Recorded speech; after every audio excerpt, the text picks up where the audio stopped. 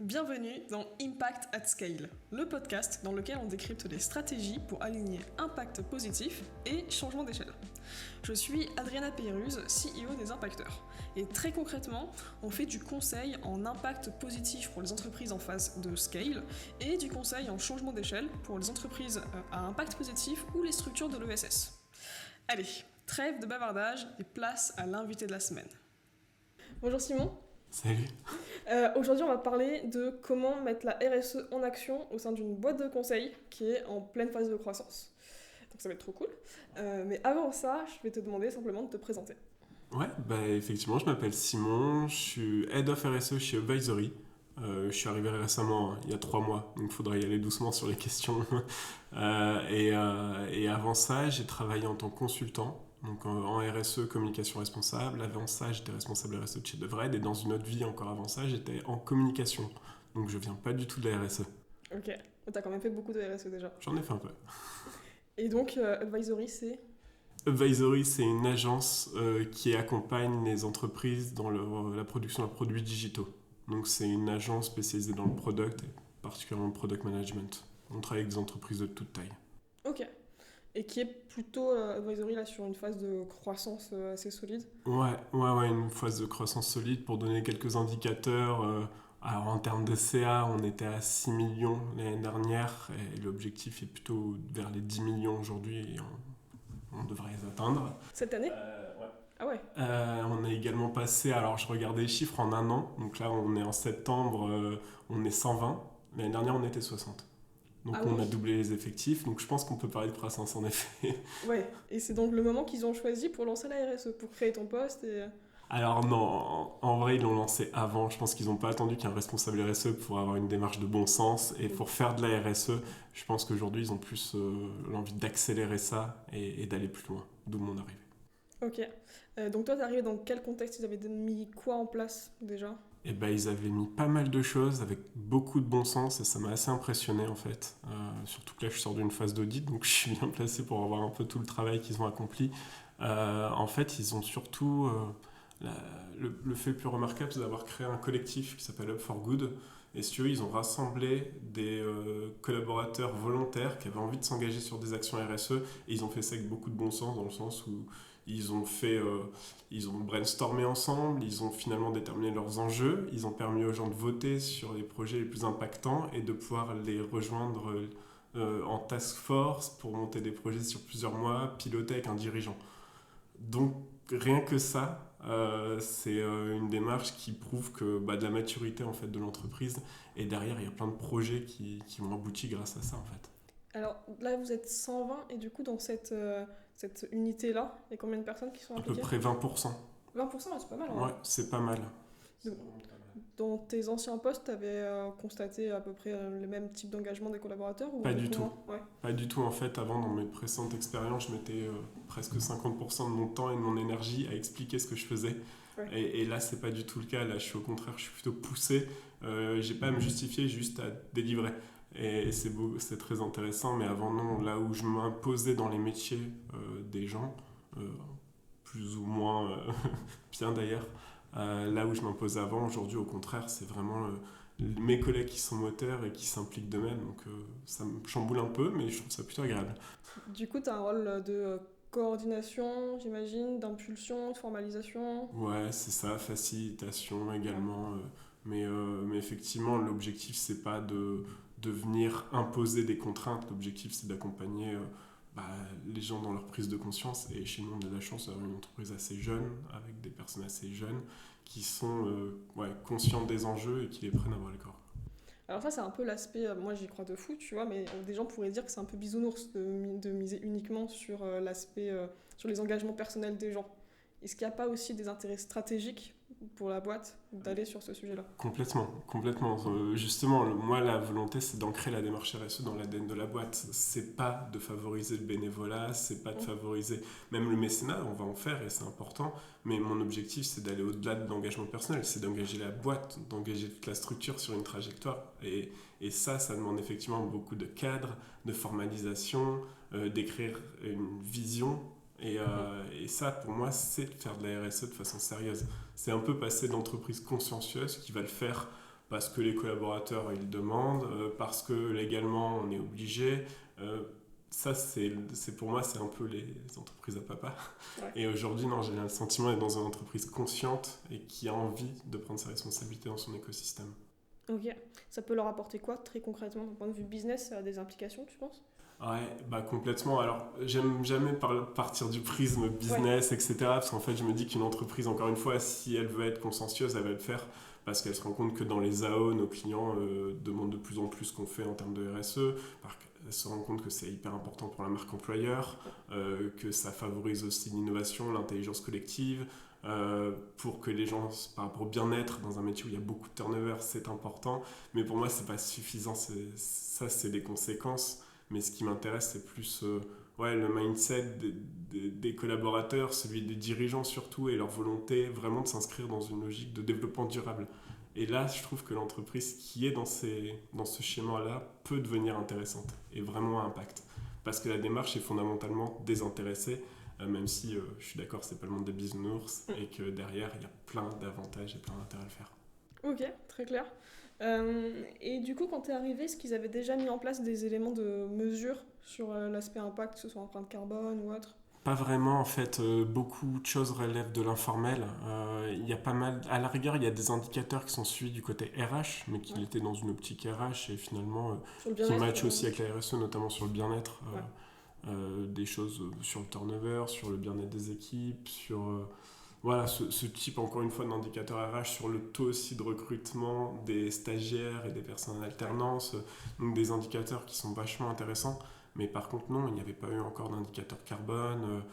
Sur la RSE non plus, on n'avait pas formalisé de choses sur du mécénat, sur tous ces indicateurs qu'on est progressivement en train de mettre en place aujourd'hui.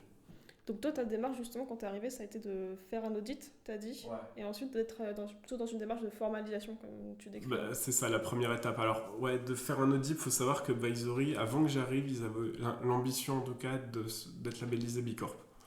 Quand je suis arrivé, j'ai pris du recul, je leur ai demandé surtout d'en prendre. Et en fait, étant B-leader, je sais à quel point c'est compliqué et à quel point c'est un long parcours et une grande aventure. Et il fallait que tout le monde soit aligné là-dessus. Et au final, oui, il y a bien conscience que l'objectif, c'est pas de courir après un logo, mais c'est bien tout le parcours et tous les éléments à mettre en place d'ici là pour y arriver qui sont importants. Donc ça, on est en phase. Donc ok. Du coup, j'ai pu commencer, comme tu as dit, par un audit, prendre le temps en fait, prendre le temps d'échanger tout simplement avec l'ensemble des collaborateurs au hasard, des stagiaires aux dirigeants. J'ai dû auditer 15 personnes. Prendre le temps aussi de benchmarker, regarder un peu ce qui se fait dans le secteur. On a de la chance d'avoir beaucoup d'études qui existent. J'ai pu aussi interviewer des gens qui avaient eu de l'expérience dans ce secteur avant ou d'autres. En RSE, on a de la chance, c'est qu'on peut aller très vite en parlant avec d'autres personnes. Sur le secteur du métier du conseil de manière générale? Okay. Du métier du conseil. Et du coup, tout ça, en agrégeant toutes ces informations-là, commence à se dessiner des enjeux. Et avec des équipes qui sont formées à l'intelligence collective, c'est beaucoup plus facile derrière de créer sa matrice de matérialité et de commencer à impliquer les équipes là-dedans, dans la co-construction de la feuille de route. Et tu as raison, première étape, de la matérialisation. Passer de l'informel au formel. Donc concrètement, tu as mis quoi en place là-dessus?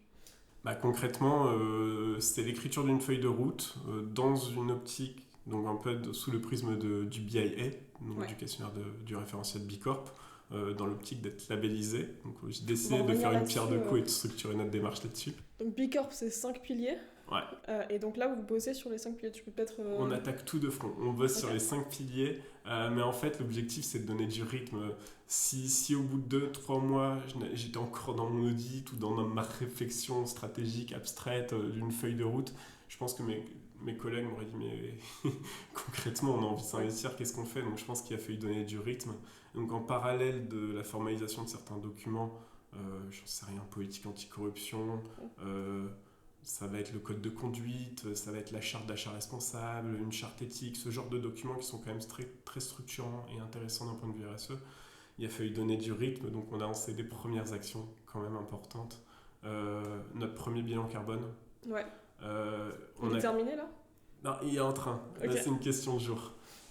Tu le fais seul ou tu t'as appelé? On s'est fait accompagner par Carbo. On aurait pu choisir plein d'acteurs, ça a bien matché avec eux, pour l'instant on est ravis. Ok. Donc le bilan carbone, le mécénat de compétences, on a un programme qui a été lancé juste avant que j'arrive. Aujourd'hui, on a accumulé 72 jours de mécénat de compétences en ayant commencé un peu avant l'été. Ok. Et l'objectif, c'est de le compléter, ce programme, donc d'itérer, et puis de le mettre à jour et de l'ouvrir à toutes les fonctions d'entreprise. Pour définir le mécénat de compétences, c'est l'idée que les collaborateurs, du coup, peuvent allouer du temps sur leur temps de travail à des causes, donc des assos par exemple. C'est ça. Donc vous, dans l'occurrence, les collaborateurs, ils peuvent allouer combien de temps ? En fait, c'est variable. Aujourd'hui, on manque un peu de flexibilité parce qu'on a commencé par le plus compliqué, c'est-à-dire de permettre à nos consultants, qui sont les personnes avec les emplois du temps les plus chargés, parfois à 100% chez le client pour certains, etc. Et on a choisi de leur ouvrir le mécénat de compétences à eux. Donc aujourd'hui, ça va varier en fonction des profils. Des profils seniors pour nous, qui gèrent bien leur emploi du temps, qui sont assez stables, vont pouvoir s'investir.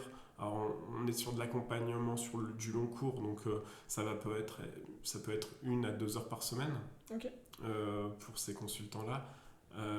On ouvre aussi, on l'a ouvert aux stagiaires, aux alternants. Eux, on leur propose de s'investir carrément 2,5 jours par semaine. Et en fait, c'est génial parce que... Alors, c'est génial parce qu'en fait, on se rend compte qu'ils ont cette expérience terrain, ils ont cette expérience associative qui leur apporte beaucoup. En plus, c'est des générations qui sont demandeuses, donc tant mieux. Et nous, on a tout un accompagnement en parallèle avec des mentors. Et le fait d'avoir une espèce de triptyque, on pourrait même rajouter un 4e acteur avec l'association qui nous accompagne également, fait que tu as une espèce d'incubateur génial où tu es directement confronté à la réalité du terrain tout en étant en formation. Et preuve, c'est qu'aujourd'hui, ceux qui en ont bénéficié ont été recrutés en CDI. Okay. Et ça, c'est un indicateur qu'on va suivre aussi. Et puis nous, on est vigilants dans la façon dont on communique. Et tu sais que pour moi, la communication responsable, c'est important. Ouais. Mais donc, on est vigilant en différenciant les heures de mécénat de compétences sur les étudiants et ceux sur les salariés. Mais comme je t'ai dit, l'objectif, là, c'est de l'ouvrir à tout le monde. Donc, on ouvre les vannes, on va se faire accompagner d'un autre acteur et là, on va vraiment passer dans une autre dimension, quoi. Donc c'est quand même la boîte qui sélectionne les assos avec sur lesquels les collaborateurs... Alors là, on a de la chance d'être accompagné avec Sherit, qui est un acteur de la Tech for Good et qui du coup, c'est les équipes de Sherit qui vont se charger de trouver les associations qui ont des besoins spécifiques liés à notre métier et qui vont nous mettre en contact. Et 100% des cas, ça match. Par contre, en ouvrant le mécénat, on va s'ouvrir à beaucoup plus de causes et là, l'objectif, ce sera que les collaborateurs puissent décider pour quel asso et quel projet ils ont envie de bosser en fonction de leurs appétences, quoi. Ok, très clair. Et du coup, ça me donne envie de creuser tout ce que vous avez prévu de mettre en place sur les piliers Bicorp, même si c'est pas du tout fini. Tu vois, j'imagine que c'est une stratégie, c'est une démarche assez long terme. D'ailleurs, juste avant de démarrer, pour toi, préparer Bicorp, ça prend combien de temps ? C'est infini. Ouais, parce que c'est une démarche continue. C'est une démarche continue, réponse de Normand, on dit, mais non, c'est infini en fait, et le référentiel va changer. De toute façon, il est amené à évoluer. Donc nous aussi en conséquence, et je pense que, je sais pas, il y a tout un travail de structure, tout dépend de la maturité de l'entreprise. Moi, je pars quand même d'une feuille blanche, d'une entreprise qui a beaucoup de bonne volonté, beaucoup de bon sens. J'arrête pas d'utiliser ce mot, mais je préfère parler de bon sens que de RSE.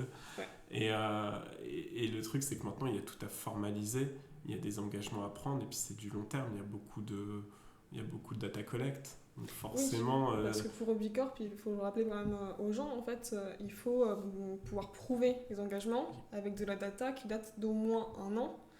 Et si on n'a pas ça, en fait, on n'a pas Bicorp, c'est logique. On ne peut pas prouver que la démarche RSE, elle est réelle. C'est ça. Et donc, c'est pour ça que les gens s'imaginent qu'en fait, préparer Bicorp ou n'importe quel label RSE, c'est préparer un dossier, en fait, et puis basta. Mais en réel, c'est prendre des engagements, les appliquer et analyser et suivre ensuite. Voilà, et surtout, comme tu as dit, être capable de démontrer de la solidité des engagements et de faire complètement preuve de transparence.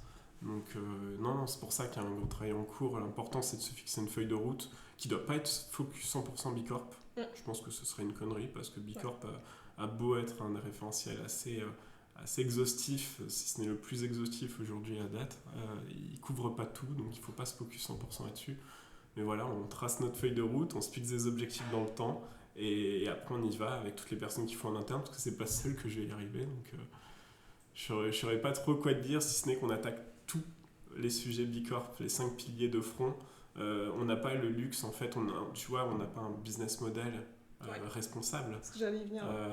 Donc on n'a pas ce luxe-là de pouvoir gagner des points sur des IBM, qui sont une particularité de Bicorp aussi, de pouvoir déclencher beaucoup de points sur des actions à impact qui vont vraiment différencier l'entreprise. J'allais y venir, donc vous prétendez à aucun impact business model de Bicorp? Pas à court terme. Ok. Moi, je pense qu'à long terme, ce serait incroyable. Je pense qu'on doit tendre vers ça. Mais avant ça, alignons toute l'entreprise dans une démarche responsable. Et si ça peut se traduire après par une action vraiment incroyable, eh ben, je serai le premier à signer. Ok, bah alors allons-y, creusons les différents aspects de Bicorp. Donc tu as commencé sur les collaborateurs, on peut continuer là-dessus. Ouais. Bah, sur les collaborateurs, c'est là où l'entreprise était naturellement la plus avancée, ne serait-ce que par les enjeux de notre secteur et le fait qu'on avait une politique RH assez structurée. Parce que c'est un petit peu un métier en tension, c'est difficile d'attirer les profils. Ouais, c'est à la fois un métier en tension, concurrentiel, avec des salaires importants, avec des équipes aussi très jeunes, très dynamiques, qui ont beaucoup d'attentes. Et d'ailleurs, c'est pas que dans les études. Ça, c'est un premier truc. J'ai l'habitude de voir beaucoup d'études et je me méfie toujours parce que dans la RSE, on aime bien être dans notre petit monde et puis bien s'entendre et puis sortir les mêmes chiffres. Non, je le constate, moi, ils me font peur. Là, on a eu pas mal de nouveaux qui viennent d'arriver, pas mal de jeunes profils des juniors qui ont été recrutés. Ils me parlent quasiment tous de RSE. Si ce n'est, je me demande s'il n'y a pas la moitié d'ailleurs de mes collègues qui ont fait un mémoire là-dessus. Donc honnêtement, je le constate d'une façon empirique également, ça existe et c'est hyper important de prendre le sujet à bras le cœur. Donc le volet collaborateur, il est super important sur la santé mentale, le burn-out. On sort d'un climat qui est un peu anxiogène. Je suis pas sûr que l'avenir soit plus radieux, donc il faut que les entreprises se préparent. On a l'équilibre vie pro, vie perso qui est super important. Et de manière générale, tu te doutes bien que nous, on est dans une logique de rétention des collaborateurs, ce qui est un énorme enjeu. On sait que le nerf de la guerre, c'est le salaire. Mais il n'y a pas que ça, ça serait trop facile. Et du coup, il faut qu'on offre le meilleur cadre. Alors, safe place of work, c'est le ressenti des équipes aujourd'hui, et c'est super. Mais dans une phase de croissance, il faut qu'on le garantisse, donc il faut mettre des garde-fous. Best place of work, c'est quelque chose vers lequel on doit tendre également. Alors, j'utilise le mot, je m'en fous du label. C'est vraiment... c'est les mots des équipes, en tout cas, c'est comme ça qu'ils le formulent, et j'aime bien l'idée de dire, ok, on doit offrir les meilleures conditions de travail possibles. Je pense qu'on a un vrai enjeu sur la féminisation de nos métiers. Parce qu'il y a combien de... Chez nous, on a plus de 50% de femmes, on a un très bon index d'égalité, on est à plus de 95. On a plus de femmes cadres, et je crois qu'en termes de salaire, un tout petit peu mieux. Mais ça, c'est pas suffisant, il faut le garantir, le pérenniser. Surtout quand on fait x2 sur le nombre de collaborateurs par année. Exactement. Donc voilà, ce qui est de l'informel aujourd'hui, on doit se fixer des objectifs, le formaliser, le suivre. Et puis voilà, quand on parle de féminisation, je pense qu'on a un groupe au sein d'Advisory qui travaille sur le sujet de la parentalité, sur la mise en place de congés innovants. Je trouve ça incroyable. Ma première réunion, pour l'anecdote, c'était sur des congés menstruels. Voilà, ça faisait 2 jours que j'étais là, on parlait de ça, je me suis dit, mais où je suis tombé, c'est génial. Et waouh, enfin, voilà, tu te dis, ok, donc tout est aligné pour qu'on aille vraiment très loin dans nos réflexions. Donc voilà ce que je peux te dire, avec bien sûr le suivi des indicateurs sur le bien-être, sur la satisfaction, qui est piloté en fil rouge. Tu aurais quelques conseils là, peut-être pour des dirigeants qui nous écoutent et qui se demandent comment mesurer le bien-être justement dans leurs équipes? À la fois... alors moi j'aime bien ce qu'a fait Marine, notre DRH, parce qu'en fait elle envoie un baromètre chaque mois qui est un questionnaire qu'on doit tous remplir pour prendre le pouls de la société en fait. Mais ce que j'aime beaucoup, c'est qu'elle a créé un process pour l'anonymiser et pour permettre de faire une pierre deux coups et à la fois de mesurer un peu les indicateurs de bien-être, mais aussi potentiellement de faire du reporting, de permettre aux collaborateurs de passer des messages au-delà de leur ligne de hiérarchie directe.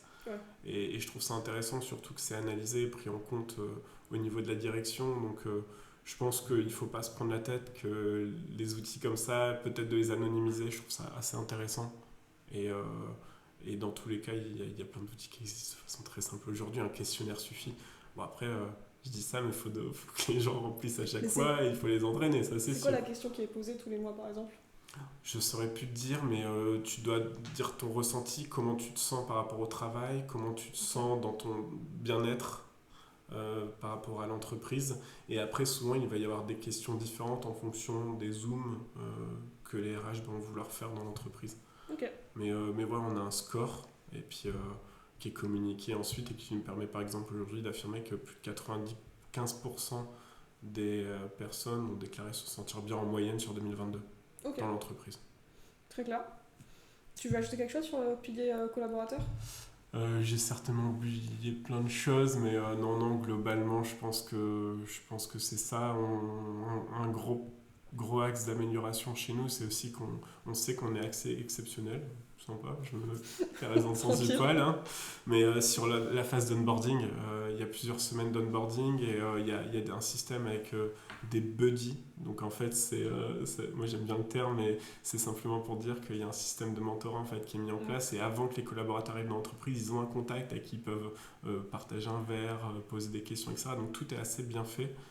C'est juste que maintenant, on doit s'améliorer sur l'accompagnement des équipes dans le temps et sur la rétention, sur le plan de formation, etc. Donc tu vois, tout est aligné finalement. Ouais, très clair. Alors un autre pilier de Bicorp, et sujet qui est absolument essentiel pour les agences de conseil, client. Le client, qui est un volet que j'ai toujours trouvé un petit peu frustrant chez Bicorp, parce qu'il y a relativement peu de points à aller chercher sur le volet client, alors que paradoxalement, quand on travaille avec des entreprises, c'est souvent une des premières choses qui arrive et la plus importante. Non, aujourd'hui c'est un volet sur lequel on est assez avancé. On a créé notre propre outil qui s'appelle Tanuki et qui permet de récupérer les feedbacks des clients et leur satisfaction également et de les analyser. On sait qu'on a encore un axe d'amélioration sur le RGPD, d'autant plus que c'est lié à nos métiers, donc à nous d'être irréprochables là-dessus et on a encore un peu de chemin pour y arriver. Et après sur la partie client, je pense que le plus important, parce qu'il faut quand même reconnaître que notre impact aujourd'hui il est chez nos clients et je crois que la partie la plus importante qu'il va falloir développer, mais dans le temps, c'est pour ça que tout à l'heure je te disais on ne va pas enclencher d'IBM demain, mais ça va être la partie sur notre métier en fait, sur comment on peut définir le product management responsable, qu'est-ce que ça sous-entend, qu'est-ce que ça veut dire, comment on doit former nos équipes et comment à la fin on peut littéralement faire basculer notre métier dans une logique plus durable. Voilà, tout en mettant des garde-fous, faire attention. On parle aujourd'hui, les enjeux dans le numérique, c'est la frugalité. Nous, on développe des produits, donc il faut toujours faire attention à comment on peut s'inscrire dans ça, encore une fois, dans cet univers, dans cet écosystème. Injecter une part de sobriété dans vos métiers, en gros. Exactement. Et je crois aujourd'hui, sans hypocrisie aucune, parce qu'on fait vraiment, on est très vigilant à ça et on n'est pas dans les effets d'annonce du tout, mais je crois qu'il y a quelque chose à jouer parce que alors j'espère que mes collègues me contrediront pas en m'écoutant, mais dans la logique du product management, il y avait le constat que 80% des applications ne sont pas utilisées. Enfin des applications, des fonctionnalités, pardon. Ouais. Et je crois que du coup, qu'il y a une forme de logique finalement à être jusqu'au boutiste et à travailler pour faire en sorte d'optimiser ces produits numériques, et je crois qu'il y a quelque chose à faire. Ouais. Plus c'est une chance parce que ça aligne à la fois un enjeu environnemental, un enjeu financier quand même pour les boîtes qui payent aussi en fonction du nombre de fonctionnalités, et un enjeu pour les équipes qui finalement peuvent voir leur énergie reconcentrée sur les bons sujets. Donc c'est vrai que pour le coup... Complètement. C'est exactement ça. Plutôt chouette. On enchaîne avec le troisième pilier. Alors on peut prendre environnement, du coup, pour enchaîner naturellement. Ouais, intéressant également, l'environnement. Beaucoup d'attentes de tout le monde d'ailleurs. C'est le premier sujet qui revient quand on parle de RSE, beaucoup d'attentes des équipes, peu d'impact. En parallèle, aujourd'hui on est une boîte de conseil qui pratique le télétravail. On est situé dans des grandes villes, Lille, Paris, Bruxelles. Ouais. On a des équipes qui utilisent peu la voiture, on ne prend pas beaucoup, voire pas l'avion. Okay. On a un plan de mobilité. C'est vrai qu'aujourd'hui, en termes d'impact, c'est pas là où on en a le plus. Et en plus, on est assez limité, parce qu'autant on est propriétaire de nos bureaux sur Lille, et ça c'est super intéressant, autant on est locataire sur Paris et dans un espace de coworking sur Bruxelles. Qu'on est aussi très dépendant de nos partenaires. Et sur parfois les fournisseurs d'électricité par exemple sur le tri des déchets et sur la manière générale sur la conso d'énergie, on a un peu les mains liées. Mais néanmoins, ce que je trouve intéressant, c'est partons du postulat c'est pas là où on a le plus d'impact. Néanmoins, on en a un et on va s'inscrire dans une réduction de cet impact. Et pour l'instant, c'est pour ça qu'on réalise notre premier bilan carbone, qu'on va respecter scrupuleusement notre trajectoire bas carbone derrière pour s'aligner sur l'accord de Paris.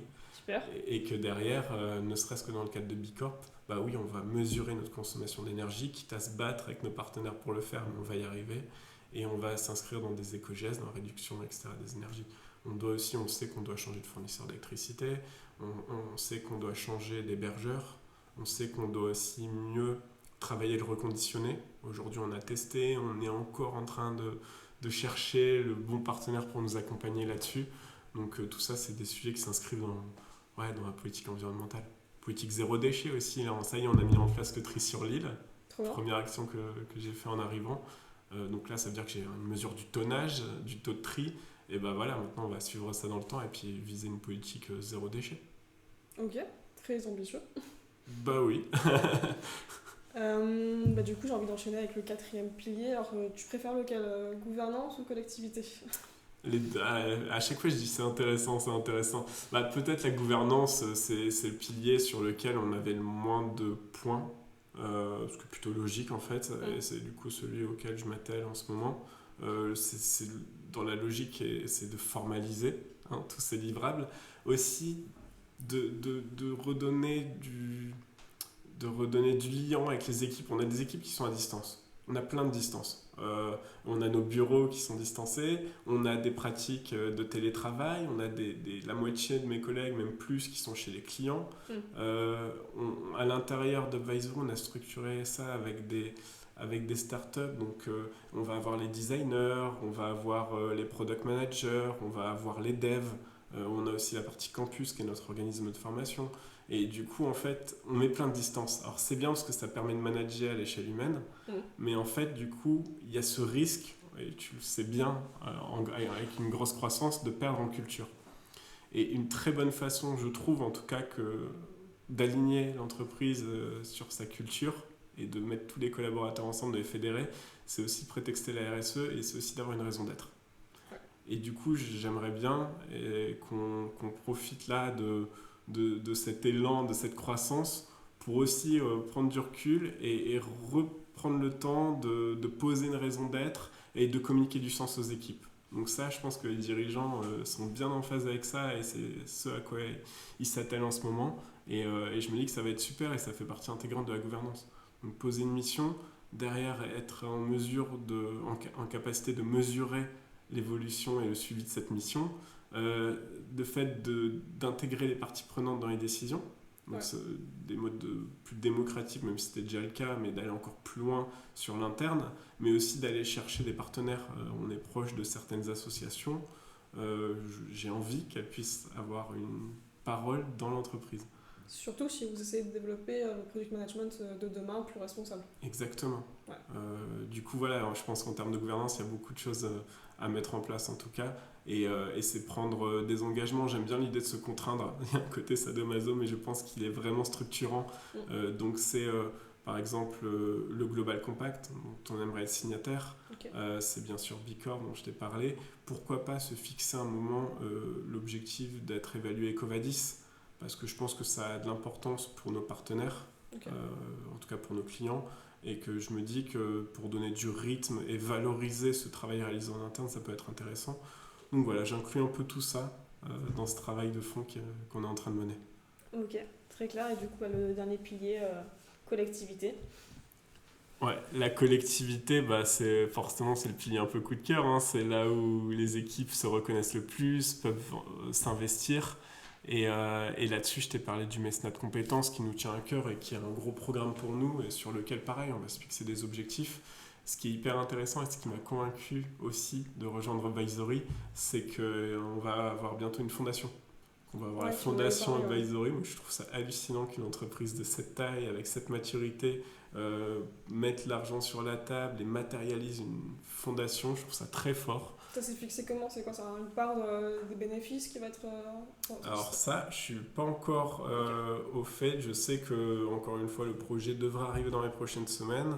On a de la chance, c'est que c'est les dirigeants qui prennent ça en main et qui vont créer les choses. Donc je vais pas dire de bêtises parce que je crois qu'il y a encore des sujets qui restent à discuter. Mais dans tous les cas, on disposera d'un super outil pour maximiser notre impact, se lancer sur le mécénat de manière globale et accompagner encore plus d'acteurs associatifs. Donc, il y a une thématique qui a été définie ou pas spécialement ? En fait, aujourd'hui, on est en train d'évoquer ça et on est en train d'évoquer ça avec les collaborateurs. Ouais. Donc, pour bien être sûr d'être bien aligné, encore une fois, sur la mission, sur ce qu'on a envie de faire, sur nos métiers, sur nos ressources aussi. Moi, mon sentiment, c'est qu'il y a pas mal d'enjeux et qu'il y en a notamment du côté de l'insertion professionnelle et des métiers éloignés de l'emploi dans un secteur très porteur. Donc, on verra ce que ça donne. Mais on ne va pas non plus se mettre un champ trop restreint. Je pense qu'on va juste attaquer, encore une fois, tous les sujets de front sur le volet sociétal également. Ok, très clair. J'ai envie de te demander quels sont finalement du coup, là, les prochains challenges que tu vas rencontrer. Faire vivre cette feuille de route, ouais. qui est pourtant pour l'instant immatérielle, mais il va falloir la faire vivre. Il va falloir sensibiliser les équipes, les faire monter en compétence. Je pense que la formation va être très importante. Responsabiliser également chacun, parce qu'encore une fois, c'est une démarche collective. Ça n'aurait aucun sens que je la porte seul. Parce que du coup, tu espères rester sur le taux de 20% de collaborateurs impliqués J'aimerais même l'augmenter, okay. En parallèle de la croissance. Okay. C'est pour dire non, l'objectif c'est vraiment que chacun prenne ses responsabilités. En même temps, le recrutement est une bonne opportunité aussi de faire à ce moment-là presque, je n'ai pas envie de dire un tri, mais d'avoir aussi des gens qui rejoignent en ayant cette optique-là. Ouais, c'est une façon de voir les choses et puis à moi de convaincre aussi. C'est aussi mon rôle d'expliquer, de donner du sens et je pense que les gens sont demandeurs donc derrière j'ai pas spécialement d'inquiétude. Par contre j'ai des comptes à rendre, j'ai un super métier. Je suis là pour accélérer une démarche qui a été lancée avant que j'arrive. Donc après, je vais avoir des comptes à rendre envers mes collègues pour quand même montrer qu'on va dans le bon sens et qu'on est capable de le mesurer et d'être ambitieux. Et après, il y a des super projets, ce qu'on appelle des North Pole. Mais à long terme, je pense qu'il y a des vrais enjeux sur lesquels on doit mettre de l'emphase. Je te parlais de féminisation. Je pense que de manière générale, la place qu'on accorde aux femmes ou aux salariés les minorités, on va dire en tout cas, et je pense que plus on donne de la place et plus on crée un cadre inclusif et mieux ça va aller pour notre culture d'entreprise, pour notre diversité, pour notre enrichissement. Donc je pense qu'on a pas mal de choses à faire. Je te parlais d'insertion professionnelle, je suis convaincu, alors il y a des super acteurs qui sont lancés et qui font des trucs incroyables, mais je suis convaincu qu'on peut prendre notre part. Voilà, ça fait partie encore des gros enjeux. Et puis ce fameux product responsable, comment on peut basculer in fine notre métier dans une logique de développement durable. Donc ça va être assez incroyable. Non, trop clair. J'ai trop envie de te réinviter du coup dans un an pour faire le point, tu vois. Ah bah ça serait vraiment trop cool. Écoute, on peut prendre le rendez-vous, complètement. Trop bien. Écoute, je pense qu'on peut clore ici. Je te remercie énormément du coup pour ton temps. Le rendez-vous est pris dans un an et on va débrief de tout ça. C'est moi qui te remercie, c'était super sympa de pouvoir faire cet exercice après 3 mois et dans un an, ouais, j'ai hâte de te retrouver là. Trop cool. Boum, l'épisode est fini, mais on va envoyer à nos abonnés une ressource complémentaire de folie. Du coup, si t'es pas abonné, clique sur le lien en description. Et si t'es déjà abonné, tu gères. Bref, on t'aime d'amour. Merci et à très vite.